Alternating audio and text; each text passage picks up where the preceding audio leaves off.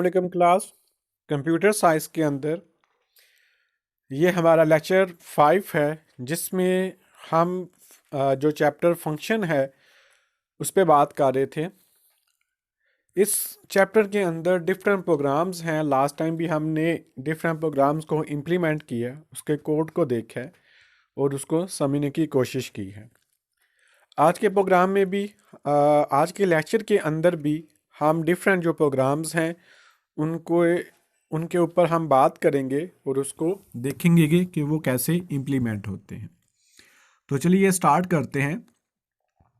सबसे पहला क्वेश्चन है, क्वेश्चन की जो स्टेटमेंट है, प्रोग्राम की जो स्टेटमेंट है वो समझे, देन आपका जो कोड है वो इजी हो जाता है। कहते हैं write a function name draw static that will print a static. आपने एक फंक्शन लिखना है जिसका नाम क्या होगा, ड्रॉ अ स्टैटिक। अब यहाँ पे उसने जो फंक्शन का नेम है वो मेंशन कर दिया है। जो वो नेम मेंशन कर दे आपने वही नेम लिखना है, अपने से खुद से नेम डिफाइन नहीं करना। और वो क्या प्रिंट करेगा, स्टैटिक प्रिंट करेगा। अब वो स्टैटिक कैसे प्रिंट करेगा, ये जो आपको पिक्चर में ट्राइंगल टाइप सी नजर आ रही है, इस तरह जो स्टैटिक है वो प्रिंट होने चाहिए। And make a function call from the main function. फिर उसको क्या करे कि ये वाला जो फंक्शन है वो मेन फंक्शन के अंदर कॉल हो, तब ये डाटा, तब ये फिग जो है, इस तरह का जो पैटर्न है वो शो होना चाहिए। तो चलिए स्टार्ट करते हैं हम इसको कि ये कैसे इम्प्लीमेंट होगा। जब आप कोड करोगे तो सबसे पहले जो आपकी हेडर फाइल्स हैं वो आप लोगों ने ऐड कर लेनी है। अब हम क्या करेंगे, वाइड मेन से पहले फंक्शन की जो डेफिनेशन है वो लिखेंगे। इस फंक्शन की जो रिटर्न टाइप है वो वाइड होगी और नाम क्या होगा, ड्रॉ स्टैटिक्स, जो कि उसने हमें मेंशन किया। अब इसका कोड लिखने से पहले अगर आप उस पैटर्न पे गौर करें तो आपको डिफरेंट लाइन नज़र आएंगी और हर लाइन के ऊपर स्पेसिफिक नंबर ऑफ जो स्टैटिक हैं वो प्रिंट हैं। अब अगर मैं नंबर ऑफ लाइन को काउंट करूं तो मेरे पास ये नंबर ऑफ लाइन 7 हो जाएंगी। इट मीन कि मुझे क्या चाहिए, मुझे एक ऐसा लूप चाहिए जो कि 1 से स्टार्ट हो और 7 तक चले, और हर एक जो आइट्रेशन है, हर एक जो लूप का चक्कर है वो एक लाइन को रिप्रेजेंट करेगा। तो मैं क्या करूँगा कि यहाँ पे सिंपली एक लूप मैंने आई से स्टार्ट किया, आई वेरिएबल लिया और 1 से स्टार्ट कर रहा हूँ, और हर दफ़ा 1 की वैल्यू में इजाफा होगा और वो 7 टाइम चलेगा। यानी कि हर एक लाइन के लिए मैंने एक लूप को रिप्रेजेंट कर लिया हुआ है। अब एक और चीज़ नोट करें कि स्टैटिक की जो वैल्यू है वो पहले 7 टाइम है, फिर 6 टाइम है, फिर 5 टाइम, फिर 4, फिर 3, फिर 2 और फिर 1 हुई है। तो अब हम क्या करते हैं कि अब आप इस जो स्टैटिक है उसको एज अ कॉलम के तौर पे लें, तो इट मीन्स कि आपको एक और जो लूप है उसकी ज़रूरत पड़ेगी, मतलब नेस्टेड लूप की ज़रूरत पड़ जानी है। तो अब वो लूप स्टार्ट कहाँ से हो, वो लूप हम करेंगे जो है वो आई से स्टार्ट करेंगे। क्यों? क्योंकि जो आई की वैल्यू है पहले 1 है, 7 तक जाएगी। इट मीन्स कि जो 1 है वो क्या हो जाएगा, आई की वैल्यू 1, मतलब जे कहाँ से स्टार्ट होगा, 1 से, और जे की वैल्यू कहाँ तक जाएगी, 7 तक। और फिर हम क्या करते जाएंगे कि जो प्रिंट है वो स्टैटिक करवाएंगे और फिर हर दफ़ा जे की वैल्यू में इजाफा करेंगे। इसको मैं समझाने की कोशिश करता हूँ। देखें, आई की वैल्यू 1 है, 1 इज लेस देन 7, बात बिल्कुल ठीक है, लूप के अंदर घुसेगा। और जे की वैल्यू चूंकि 1 आई है तो इस मीन्स कि आप जे की वैल्यू क्या हो जाएगी, 1 हो जाएगी।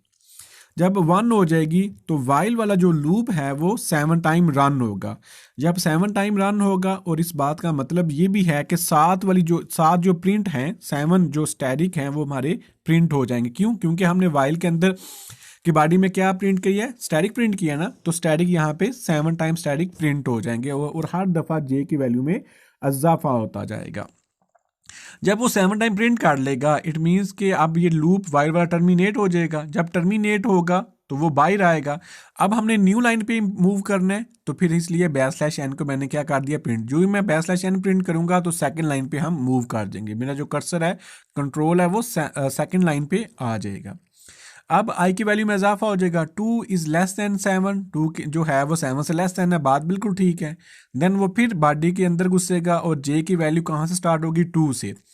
अब यहाँ पे देखेंगे जे की वैल्यू 2 से स्टार्ट होगी, तो अब ये लूप 2 से ऑनवर्ड 7 तक चलेगा।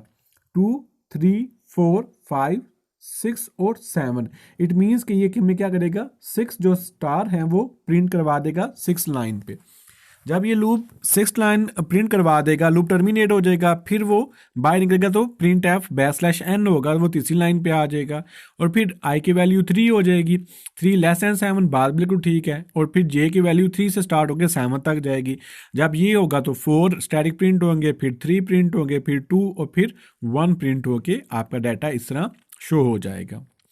तो ये तो हुआ कि हमने फंक्शन को डिफाइन कर दिया कि फंक्शन की डेफिनेशन में क्या होगा, लेकिन अभी ये हमारा डाटा प्रिंट में कुछ भी नहीं होगा। क्यों?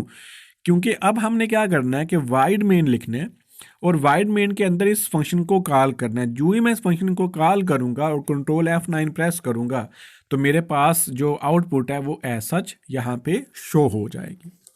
होप सो ये चीज़ें आपको क्लियर हो चुकी होंगी। नेक्स्ट जो क्वेश्चन है उस पर देखते हैं। कहते हैं write a program that call to function. कहता है एक ऐसा प्रोग्राम लिखें जो दो फंक्शन को कॉल करेगा। उस फंक्शन के नाम कौन कौन से हैं? Draw horizontal and draw vertical. ये क्यों कर रहा है? टू कंस्ट्रक्ट अ रिक्टेंगल, वो एक रिक्टेंगल बनाना चाह रहा है। रिक्टेंगल में आपको पता है ना कि जो उसके आमने सामने की जो साइड्स हैं वो बराबर होती हैं, तो वो क्या कहते हैं कि जो एक जो रिक्टेंगल क्रिएट करना चाह रहे हैं। अब कहते हैं also right function draw horizontal. कहते हैं एक फंक्शन को डिफाइन भी करें, किसको? हॉरिजॉन्टल को। To draw parallel horizontal line, जो कि एक पूरी पैरेलल हॉरिजॉन्टल लाइन को ड्रॉ करेगी। मतलब एक फंक्शन जिसका नाम ड्रॉ हॉरिजॉन्टल है उसको आपने डिफाइन इस तरह करना है कि जब मैं उसको कॉल करूंगा मेन फंक्शन के अंदर वो एक पूरी लाइन ड्रॉ कर दे। And the function draw vertical, और एक फंक्शन आपने क्या करना है? ड्रॉ वर्टिकल के नाम से बनाना है। जब मैं उसको मेन के अंदर कॉल करूं तो वो एक सीधी लाइन लगा दे मेरे सामने। जैसे वर्टिकल मतलब सीधी, ठीक है, ऊपर से नीचे वाली जो लाइन है वो हम उसको बोलते हैं वर्टिकल। और जो ड्रॉ हॉरिजॉन्टल, हॉरिजॉन्टल कौन सी होती है? जो कि लेफ्ट टू राइट या लेफ्ट राइट टू लेफ्ट होती है। तो बेसिकली अगर मैं इसको ओवरव्यू लूँ तो वो कहता है सिंपली जी क्या करें जी, दो फंक्शन बनाएं। कौन कौन से? Draw horizontal and draw vertical. जब मैं हॉरिजॉन्टल को कॉल करूं तो एक लाइन बन, सीधी लाइन लगाए। अगर मैं वर्टिकल ड्रॉ करूं, वर्टिकल को कॉल करूं तो ऊपर से लेकर नीचे तक एक लाइन, वर्टिकली लाइन ड्रॉ कर दे। तो ये ड्रॉ करने का मकसद क्या है? ताकि वो एक रिक्टेंगल क्रिएट करना चाह रहा है। तो अब हम क्या करते हैं कि कोड में जाते हैं। कोड में जाने के बाद जो स्पेसिफिक जो आपकी ज़रूरी हेडर फाइल्स हैं वो इंक्लूड करवा लेनी है। फिर एक फंक्शन बनाना है, कौन सा? ड्रॉ हॉरिजॉन्टल का। अब सिंपली इसमें उसने हमें लाइन ड्रॉ करनी है, तो मैं क्या करूँगा? लूप लगाऊंगा, आई की वैल्यू 1 से स्टार्ट करके 10 तक लेके जाऊंगा और प्रिंट स्टैटिक करवा दूंगा।